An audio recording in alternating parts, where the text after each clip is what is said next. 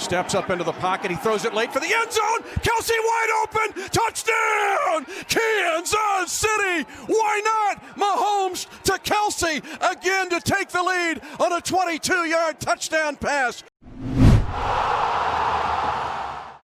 The magical Patrick Mahomes does it again with a little assist, I should say, from the Raiders secondary. Yikes. But still, Mahomes is the story, and we are going to talk about him at length in our debate today with Matt Miller. Really excited about that. Welcome to the Game Day Podcast. Adam Kramer with Marcus Mosher. You can follow us on Twitter at Kegs and Eggs, at Marcus_Mosher. And if you should be sharing this podcast, you should be commenting in here.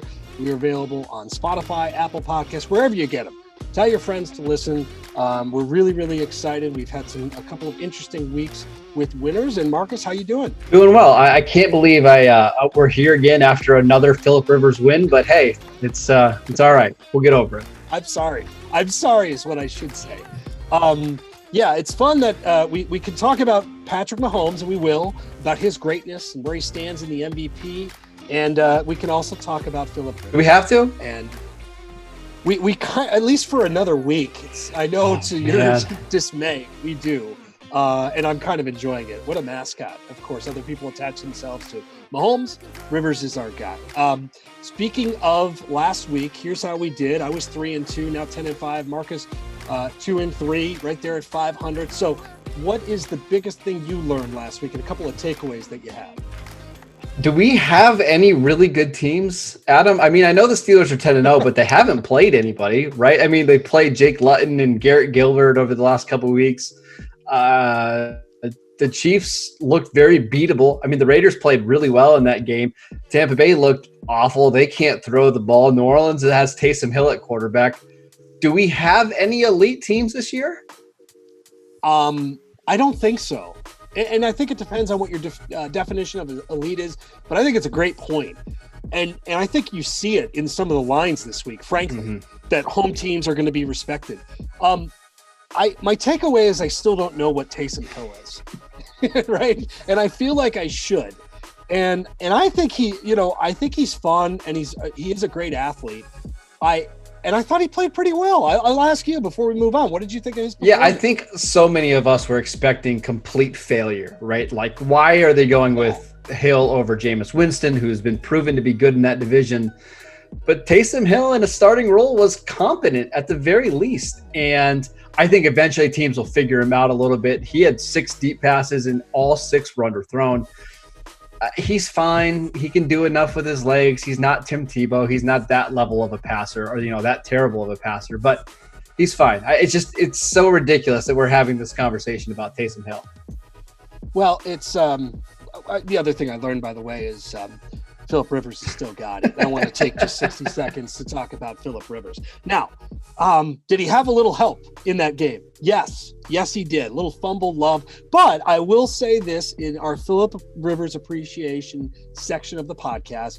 Nice comeback. Still got it.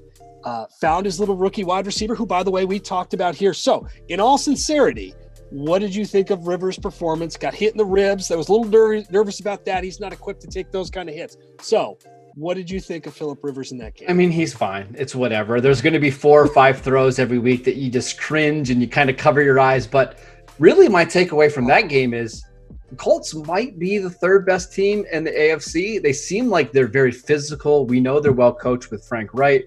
I do think they're the type of team that could give Kansas City problems, right? We saw them last year go into Kansas City and beat them. They've got a strong running game. The offensive line is really good. The defense is one of the best in the NFL. I'm not predicting them to go to the Super Bowl or to win it. I just think they might be a really tough out when we get into January. They seem like they have the style of football that does win in the playoffs. And if they get the right, pathway, maybe they do go further than what we expect. They got to keep him upright, and he's got to keep himself upright too. Those two things are a little bit different. That defense hits. Yeah, man. they do. They do. That defense hits. It's a fun brand of football.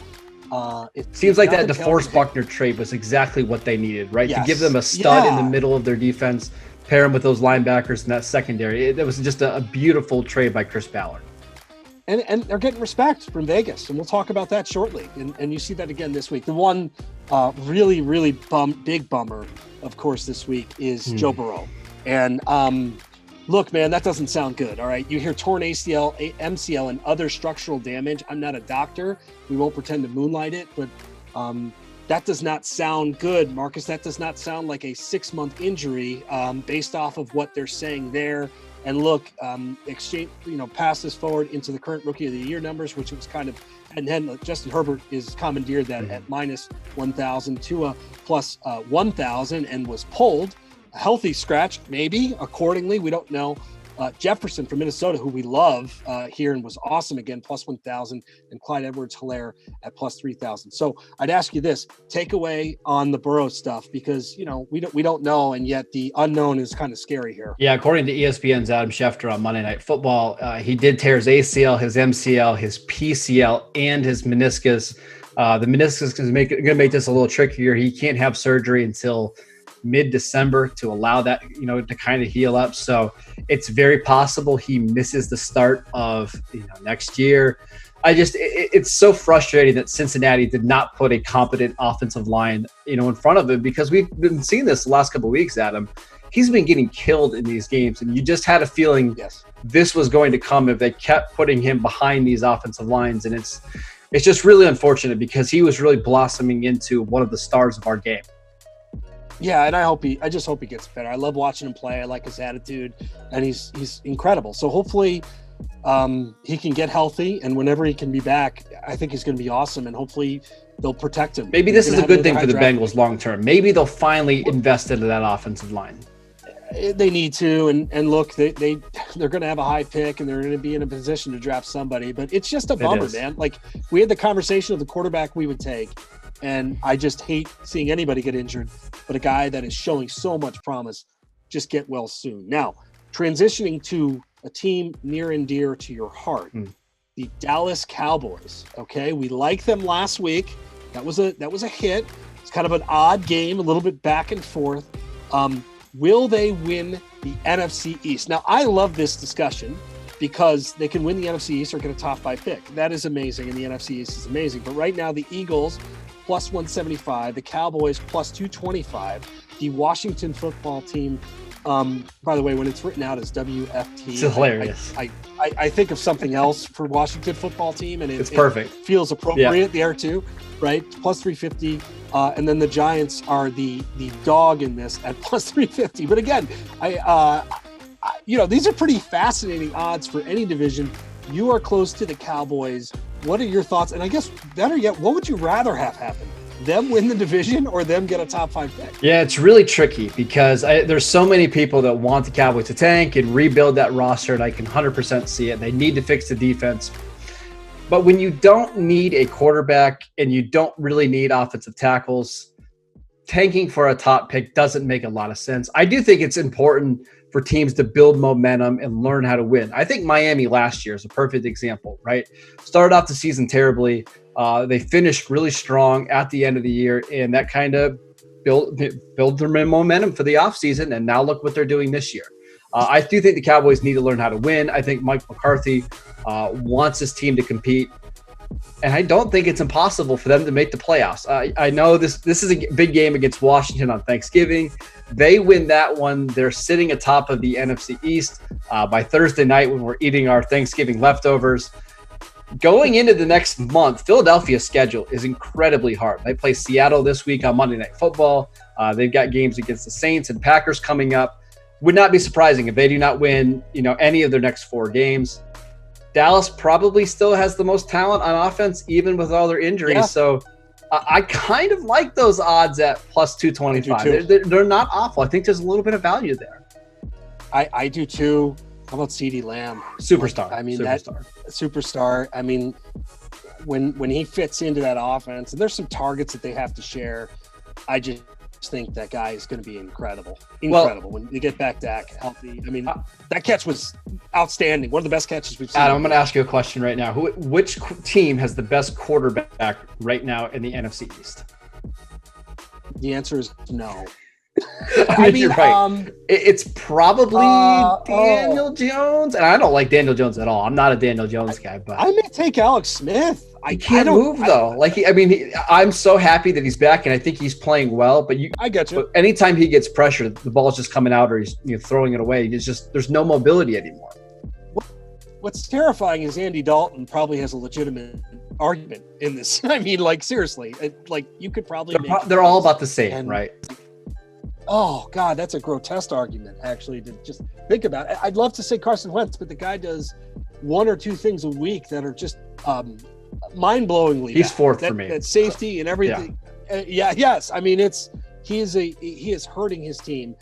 I'm with you on the Cowboys, and I guess you got to grab it now, because if they win on Thanksgiving, it's going to change these dramatically. They'll probably be the favorite if they win. I would assume, because they would have the win. They would be up a half a game on Philadelphia. They would have the tiebreaker for Washington right now.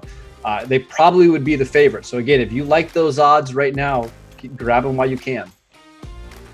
Fascinating, and I don't mean that in a great way, right? I mean that in a it is fascinating, and in some ways it's a really intriguing Thanksgiving game. The other thing that's fascinating right now, Patrick Mahomes and his chase for the MVP again. He took a huge jump forward. The odds, of course, now moved around quite a bit. We talked to Matt Miller about this and NFL draft information, specifically the wide receivers, coming up next. We are thrilled, and I mean thrilled, to be joined by our next guest, Matt Miller, the best draft analyst in the business. And I'm not just saying that because he's a good drinking buddy of mine as well. Although, Matt, that does play a role. Matt, you also have a podcast, Two Guys, a Girl, and a Podcast. And you got all sorts of fun and exciting announcements coming. Is that like an appropriate tease for you? And we can find that at NFL Draft Scout on Twitter. So, Matt, that's a good tease, and welcome. Yeah, that's a great tease, man. You did it better than I've been able to explain to people. I'm always like, so yes, I'm leaving Bleacher Report, but I can't say where I'm going or what I'm doing. So it's fun to watch people guess. So you can definitely tweet me your guess of what my next step will be. But for now, I'm hanging out with you guys, and I'm excited to be here. Well, we're happy to have you, man. Seriously. And beyond the NFL draft expertise, which we will talk about, you're also very intimate when it comes to the Kansas City Chiefs, and we've talked about Patrick Mahomes and Mahomes mania. And before I ask you the next question, some quick MVP odds updates. Mahomes now minus 125 to win the MVP. Russ plus 300. Aaron Rodgers plus 500. Kyler Murray plus 1,400. Obviously, his value now kind of soaring. And this has been a rapid change. We had some off-air conversations in terms of value. But what do you think about his value there, and specifically his chances to win the MVP? Yeah, I'm not just saying this because I am like a Mahomes homer, which a lot of people on Twitter like to point out, but I don't think anyone else is close. And it's funny because every time somebody gets in that conversation, whether it was Russell Wilson kind of at the start of the year, Peter King really got that thing rolling with can you believe Russ has never received an MVP vote? And it was like, okay, he's going to get it this year, because now that narrative's out there. Russ, due to some interceptions and fumbles, has kind of moved himself down the list. And then, we haven't really seen anyone else. Even Aaron Rodgers, as well as he's playing the Packers, are losing ball games. And so I think with Mahomes, you get that perfect combination of an elite player who's doing things statistically really well. And then you also have a team that's doing really well. The Pittsburgh Steelers are undefeated, but they don't have a standout player, where you're not going to give Ben Roethlisberger an MVP award based on his production just because his team's undefeated. And you can't give one to the Steelers defense, right? They can't be MVP. So I think with Mahomes, when you look at who is excelling offensively this year and their team is winning, it's really Patrick Mahomes. And there's not anyone, even Kyler Murray, who's playing exceptionally well. That division, they're just beating the hell out of each other. And so it makes it a little harder to have anyone jump out of that crowd. So what about you, Marcus? Minus 125, value being sucked out of it, and yet do you like him for that at that price? Yeah, I can't believe it's actually minus 125. I thought after that game against the Raiders and the way that he came back and, scored that last touchdown, that this would be minus 300, minus 400. So I see this as a value right now. There's just nobody else that's close. I think the Chiefs are going to finish 15-1, 14-2, at the very worst, second in the conference. he's just the best bet right now. And I think there's still a lot of value to be had with Patrick Mahomes and the MVP award. I'm kind of with you. You guys know I'm constantly looking for value. I'm like a horse racing guy by trade. So I'm looking for like a 7 or a 10 to 1 shot. Like that's just my natural disposition. I don't feel like doing that here. I think Mahomes at that value is actually really, really good. That was his quote unquote Heisman moment. That felt like it, even though it really was a moment of Travis Kelce just like standing open in the end zone, whatever. Still a massive moment. And then transitioning this, okay, at the risk of it being first takey, we're going to go there anyways. Chris Collinsworth called him a Hall of Famer already. And yes, it's getting carried away, but I actually, maybe it's not getting carried away. And Miller, I'll kick it to you again. And you're a homer, so this is the perfect guy to ask. Right. Kind of a homer question to, like, how legitimate is it? Because I think it's kind of intriguing. So before the season, I said on my local radio show that I do here in Joplin, Missouri, I said, you guys are crazy. He can't be a Hall of Famer yet. He's played, he hasn't played enough, and there's still too much that could change. If he, unfortunately, if he had a career-ending injury, there's just not enough out there. There's no precedent for a guy getting to the Hall of Fame after 2 amazing years, right? I think I have to change my tune because think about this. We can be talking about 25 years old with 2 regular season MVPs and 1 Super Bowl MVP.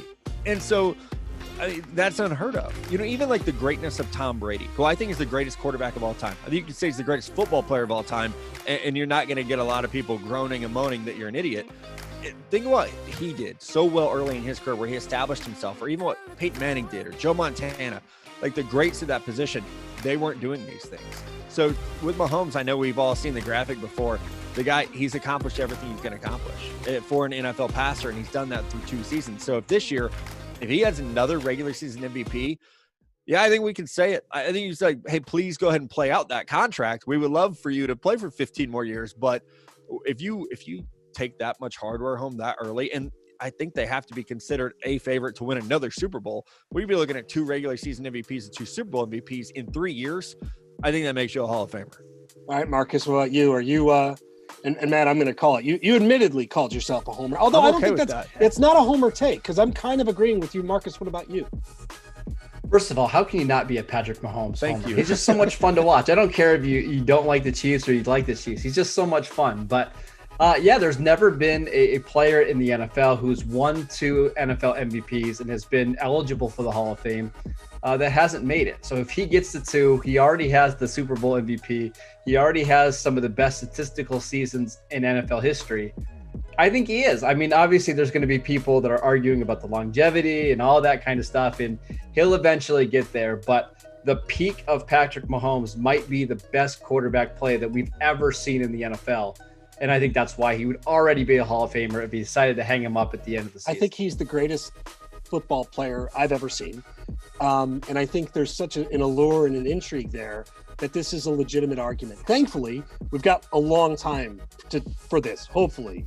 And he stays healthy, hopefully. Because if he does, it's going to be I just want him to push that greatness. Like, I'm really, really interested if they can keep it together, just how great he can become. Last one, Mel, we can't get you out of here without asking you about the draft stuff. Like, we have focused on this podcast about first-year quarterbacks in the NFL, and then, of course, the quarterback class, which I've talked to you about at length. We've talked about Trey Lance and Trevor. But the rookie wideouts this year have been awesome. And I want to carry that forward to this particular, wideout class. It's an interesting one. You've got opt-outs. You've got guys of different size and skills. So give me your number one, and then give me maybe a guy or two that you think down the list a little bit that you've got your eye on that think could be really interesting. Because again, I think there's like a wealth of players that you could go to here. Yeah, it's a very deep class. Last year being a historic group, it was the best I've ever evaluated, and we're seeing it on Sundays, right? They're playing that well. I still have Jamar Chase as the top guy, and some of this is difficult because we're not seeing him play. So it's not one of those situations where, I'm seeing Devonta Smith, I'm seeing Chris Olave each week and can evaluate them. But Jamar Chase, basically on 1 year, and to be quite honest, he was a one-year wonder at LSU, but that 1 year was amazing. I mean, a Biletnikoff Award winner. I believe he had 18 touchdowns last year. And then we're going to see it athletically at the combine. He's going to run a 4.4 flat probably. I mean, he's incredibly fast at 6'1", 208 pounds, even though he's not the tallest guy. He plays much more physical. First time I saw him on TV, Adam, I honestly thought he was 6'4", 225. Just the way he's built, he plays so much bigger than what he's listed at. So I love Jamar Chase. It is unfortunate we don't get to see him this year.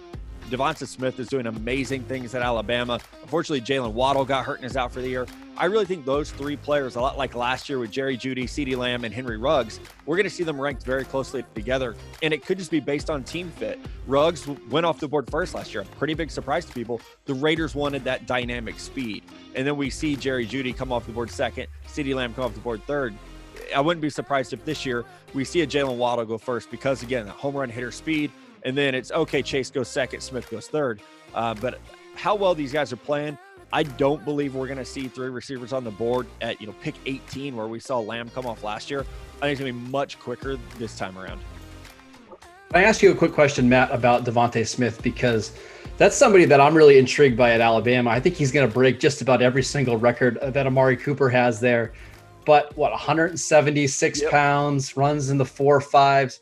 How are NFL scouts going to treat Smith? Because he's not your typical first-round receiver when it comes to the size and the measure. Yeah, Marcus, that's a great question, man. And you're so good at this draft stuff too. So you know how this works, like what scouts see and where their perceptions are about players then versus what you see. So with Smith, what I've told people is I remember begging the New York Jets to take Michael Thomas in the first round, and they were like, no way. He's not a first round guy. He's not a second round guy. And I was like, okay, well, he was my top receiver that year. And so with Devonta Smith, I see he's not going to light you up with the measurables. He is not going to be exceptionally fast, but to me, he plays like Nuke Hopkins, a guy who's not huge, but he has a gigantic catch radius.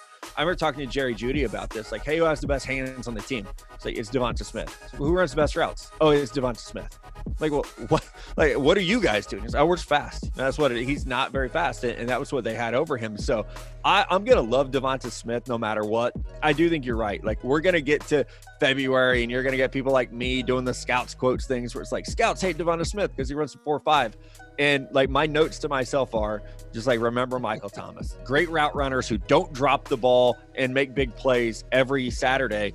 Like, to me, there's still a value in that guy, even if, we're probably going to see someone like Rondale Moore. Like, he's going to own the combine, and we're going to get crazy about Rondale Moore, just like they did last year with Jalen Reagor, who we didn't get much of a combine, but like Jalen Reagor goes before Justin Jefferson, Michael Pittman, Chase Claypool, and like look at what those dudes are doing in the NFL right now. So I think sometimes you got to have that voice in the back of your head that says, just remember this guy's good at football, even if he's not great at all the other stuff. A real quick note about Smith, by the way, that Michael Thomas is extremely depressing as a Jets fan. Sorry about that, Adam. Dropping a boat anchor on my like you need more bad news, right? I know. But I did a story on all those wideouts last year, and I talked to Tua about him, and every single one of them basically said that like Smitty was their favorite player. Blocking, they called them brotherhood routes, right? Like a wideout that knows he's not getting the ball, right, that is going to actually like run a route to get those guys open. The other thing, real quick, Smith was like pissed that all he was being known for heading into last year was that one catch. Granted, that was a huge catch, okay? And then to see him kind of come on the last 2 years is just awesome. Yes, he's going to not be a measurable guy. But man, I just love watching that guy play. And then one more thing, Miller, you mentioned Jamar Chase. I remember interviewing him at the playoff last year, and like how long his arms were, and just like crazy. Physically, I can't wait to see what that guy does, because it's going to be, again, it looks like we have a really, really fun group. Is there anybody like that we're not talking about? Because we talked about, Bateman and Moore, and is there just anybody kind of off the radar? Because it's another great class that you have an eye on here to wrap things up. Yeah, I think so. My guy's Kadarius Toney. I love him, and I think we're seeing him break out this year with that Florida offense being so electric. And I'm a big believer in him. He's 6 foot 195. He's built like an NFL receiver. The post catch work is just amazing. And then another guy, I really like these 6 foot tall, 190 plus pound receivers this year. I saw Marquez Stevenson a lot at Houston. I know Bruce Feldman talked him up over the summer about a guy who ran 23 plus miles per hour on the GPS tracker and is just freakishly good. I mean, his 40 is going to be in the 4.3 range. And I think were he on a different offense, we would be talking about him a lot more as one of the most electric playmakers in college football. What about you, Marcus? You got anybody that jumps out? I do. I really have enjoyed watching Tutu Atwell at Louisville this year. He's tiny. Yeah. He's like 5'8", maybe 165 pounds, but it's like trying to tackle smoke in the open field. I mean, he is incredibly fast, shifty for these teams that want guys that can do stuff, in the backfield, behind the line of scrimmage, can make big plays down the field. I really like Tutu Atwell as, maybe a mid-round receiver this year. Awesome. Well, Matt, we appreciate it. We appreciate you. We look forward to seeing what's coming next, and we're going to have you back here, man. Yeah. Things are going to get busy for you, but we're going to have you back here at some point. Anytime. My only request is that we find a way to safely do it in person and try to drink as many beers as we did in Tuscaloosa last year. Well, that's the endeavor. That's the goal here when we can do it. Right. So Matt Miller, thank you for joining us. We come back. Let's do some picks. Thank you to Matt Miller for joining us. And again, we'll be talking to him, I'm sure, about all things draft coming up. But Marcus, we have picks to make.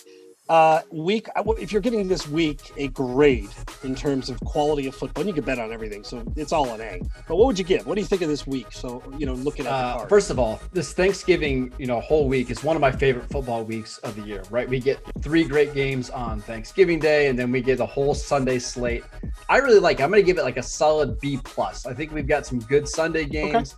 Okay. That we actually have 2 of the 3 Thursday games have playoff implications. I like it. I think this is a good week. Yeah, we're doing things a little bit differently because this week, the way it's staggered, we're going to be targeting kind of our pick segment will be 4 games, and then we're going to highlight the Thanksgiving game. So not doing the rapid fire. We'll do the 4, then we'll just transition into the 3. So we start, of course, with Phillip Rivers. Titans at Colts. Colts -4.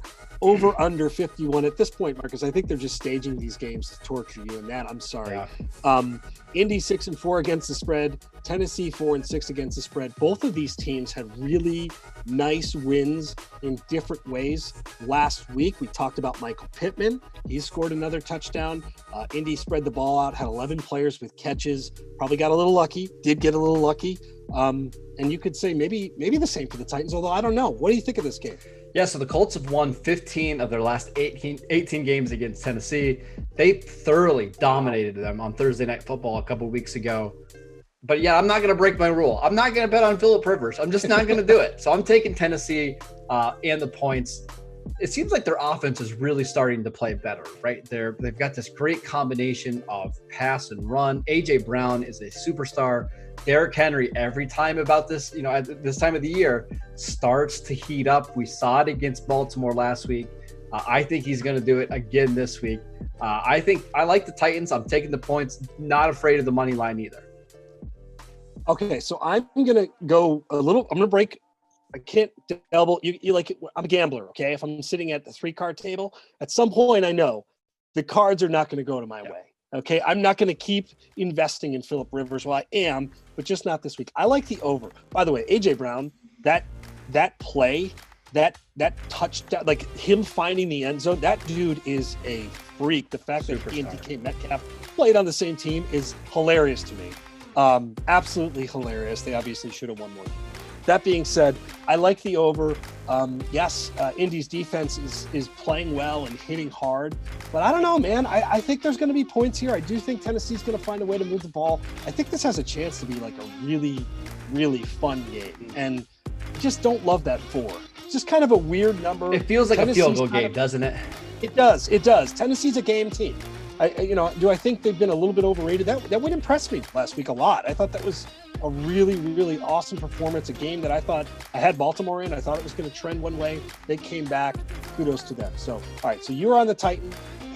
I'm on the over. We transition to a really fascinating game, a narrative overload game, if you will. Chiefs -3 at the Bucs.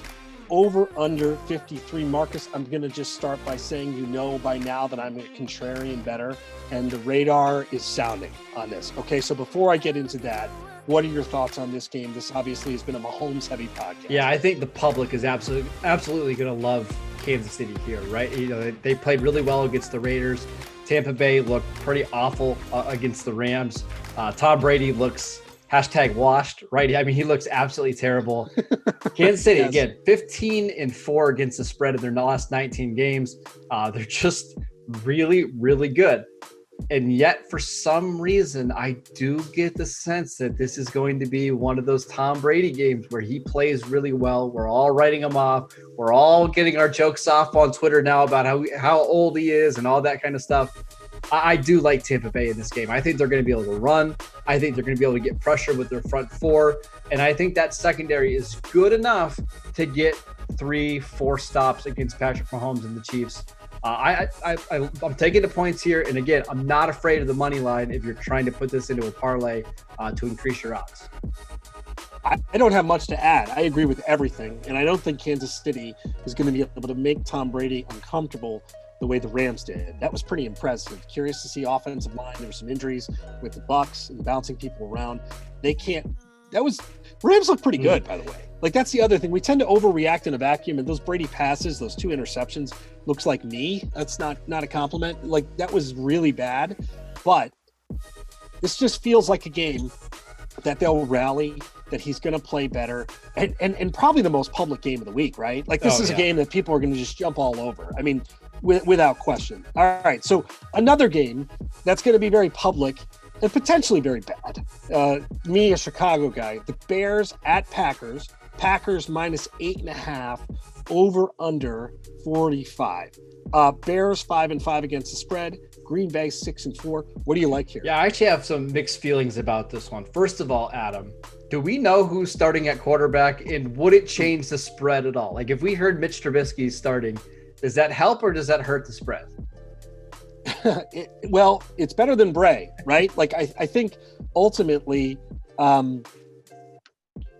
we don't know. They're playing at Coy. They may not know because both of these guys are banged up. And quite frankly, Marcus, like, that's kind of why I'm not in love with this game. But I just can't possibly validate betting the Bears. With what we know right now, with when we're recording to this podcast. And by the way, does it matter at all? Does it change anything to you that this game should be any different? And I understand if we take the Packers with points, and I am going to do that here, that it's going to be a popular little contingent. I don't know how I can do any differently given the knowledge that we know and given what we've seen from those guys this year. Green Bay is interesting because I don't think they're the most physical team in the world. I think there's certain teams that can punch them in the mouth and they really don't have an answer, right? And we saw it already this year with Tampa Bay. We saw it last week against Indianapolis. So Chicago is one of these teams that they are very physical. I just don't think the offense is good enough. I'm probably staying away from the spread here. I love the Green Bay money line. They'll figure it out. They'll find a way to win this one. Probably staying away. I think I like the under on points. I just don't think Chicago's going to be able to score very much here. Again, this is a game where I probably am going to throw this in a teaser, a 6.5 point teaser, tease that down, maybe even, bring up Kansas City or Tampa Bay, one of those two, and throw it in there. But I'm probably staying away from the spread on this one. By the way, Eddie Jackson added to the reserve list player as well, which is not a good situation for the Bears. Okay. Last but certainly not least, by the way, for clarity on a pick earlier, because I just want to make sure, I am on the Bucs. I'm on the Bucs in points on the spread, and I actually do like them on the money line too. So we are in alignment there. We've got our at least one when we're trying to get our parlay together. We are at least. But we get the Titans too. We both like the Titans, right? That's right. We got the Titans. So although I went over. No, I went over there because come on, let's do it. Put them on the Titans. I can't. I cannot disrespect the mascot of this podcast. That's fair. But it might be a good idea. It might be time. All right. Last one of our primary picks. The Seahawks -5 at the Eagles, over under 50.5. Seattle 5-4-1 against the spread. Eagles 3-6-1 against the spread. That Carson Wentz safety may be worse than those Tom Brady interceptions. That interception he had, also terrible. So with that, I'm fascinated by this line. This is another line that's going to be very public. What are your thoughts? Help me out here, Adam, because this line doesn't make any sense to me. What does Philadelphia do at an average or above average level right now? Because I don't see anything, right? Every single part of their team is bad. I would agree. And Seattle, to counter to that, Seattle just played a really good defensive game finally. made Kyler Murray, limit him to 15 yards rushing. I have not much of a retort other than this is like the sirens are going off, man. And if you're going to look at these two teams, and with what we've seen from Philly, it's very hard to make a compelling argument that this game isn't going to be lopsided. And yet I'm inclined to do so. So I like this, and this is one of those things as a gambler, right? The Eagles kind of play close, gross games. It will be at home. I don't necessarily love this total. Seattle's offense has been a little bit erratic. Like there were signs against Arizona that helped. I think that they're going to win this game. I think in true Seattle form, and this is the one case I'll say, they play games like this and they win by every time. Like that's the MO. That's the MO. So I think if you're taking the Eagles plus the 5, that's what you're kind of hoping for. And it wouldn't shock me if that's the case. No, it wouldn't shock me either. This is the kitchen sink game for Doug Peterson and the Eagles. They've got to win, right? They've got to build some momentum because, again, that schedule gets incredibly difficult early on in December. They can't afford to lose this game after losing to Cleveland last week. They've got to stay in the NFC hunt. So I think this is one where they're throwing out everything. Jalen Hurts is going to be throwing passes, double reverses, things on special teams to just try to find a way to keep up with Seattle. Part of me wants to pick Philadelphia because I think you're right that Seattle does play so many of these weird games that come down to the last second, but they're just the far better team, and I know that. So we're gonna pick Seattle -5. They should have no problem winning by a touchdown or more. Look, while I'm a contrarian, I can't really blame you for that. This is a dirty picking it, but we'll see what happens. And if it's a close game or not, Carson Wentz is great content. All right. Transitioning now to Thanksgiving best bets, we'll do kind of semi-rapid fire, right? And we'll do things a little bit differently, that if you have a play that you like, a prop bet, a first half or something, we can include that as well. So we've got 3 games. We do have some fine print attached to each one of these games that could jeopardize kind of status, and we'll talk about that a little bit. Not so much fine print here. Texans -2.5 at Lions, over under 51.5. Marcus, I'll come out right now. I love the Lions in this game. We overreact. They lost. They were bad against PJ Walker, XFL star.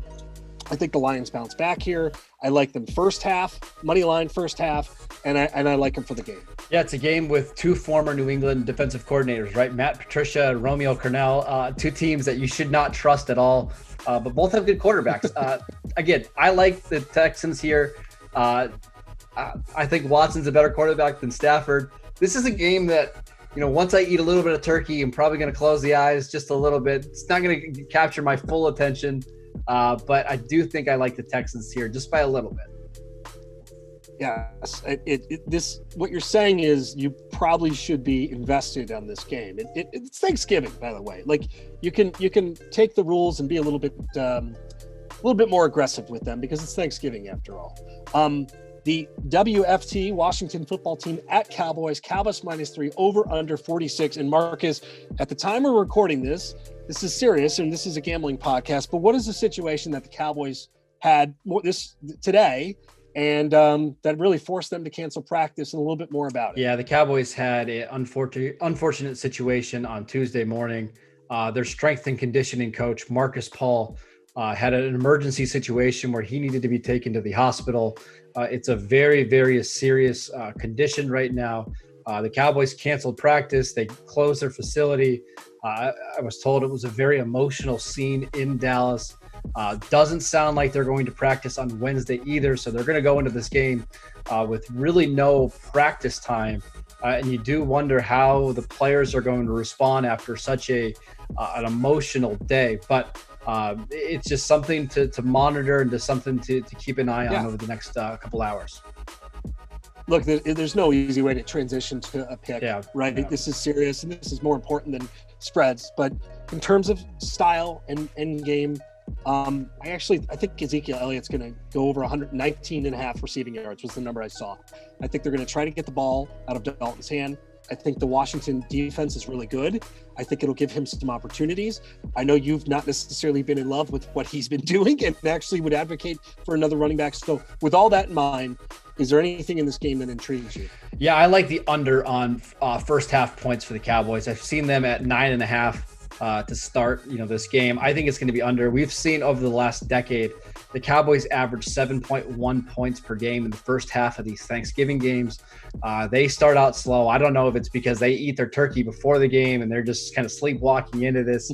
But look for this game for the scoring to pick up in the second half. Washington's defense is very good. The Cowboys' offensive line is not. I like the under on first half points for the Cowboys. And finally, speaking of disclaimers, Ravens at Steelers, Steelers -4, over under 45. Ravens have been hit with a couple of days of positive COVID tests. By the time you listen to this, is the game moved? Is the game postponed? Right now, it's set to go on. The running back position for the Ravens has been hit hard. They've closed the facility. Not a lot of practices. This is 2020. It's sort of expected. And yet, Marcus, the line feels a little short to me. So anything here, jump Yeah, out? I love Pittsburgh -4 here. Lamar Jackson's only played 2 games against the Steelers in his career. 5 interceptions, 5 fumbles. He just doesn't know how to play against the Steelers defense. You mentioned the 2 running backs are out. Their offensive line is in shambles. Lamar Jackson's really been struggling in the pocket this year. He's going up against a defense that is 100% healthy outside of Devin Bush. They had 4 interceptions from their safeties last week alone. I don't understand why this line is so low, and I think this one has blowout potential on Thursday Night Football. I dumpster dive. I dumpster dive for college in the NFL. I look for value. I can't make a case for the Ravens here. Lamar Jackson and his weapons, I did it on stock up, stock down. He just does not look right. The offense does not look right. They're missing a really good, maybe the best tackle in football, and I think that's really hurting them. I like the Steelers. I like them first half. I just can't make a compelling argument with what we've seen from Baltimore. And again, I'd like to. It's more interesting when I'll give you one quick argument, really quick. Over the last 6 games, John Harbaugh's teams in Pittsburgh 4-0-2 against the spread. He gets them to play up in Pittsburgh. I don't know if he can do it this year with with all the injuries and all the COVID stuff going on. But historically, Harbaugh has performed really well in Pittsburgh. Interesting, and that might be the case, but we just can't do it here. So, our Turkey Day parlay, okay, and of course we'd have it. Interesting when we have Lions first half, we have a Texans win, we have Zeke receiving yards. Of course, that spices up the parlay. Excellent. Dallas under 9.5 first half. Pittsburgh to cover. Steelers first half. $25 equals 849 smackaroos if we can pull it off. I love it.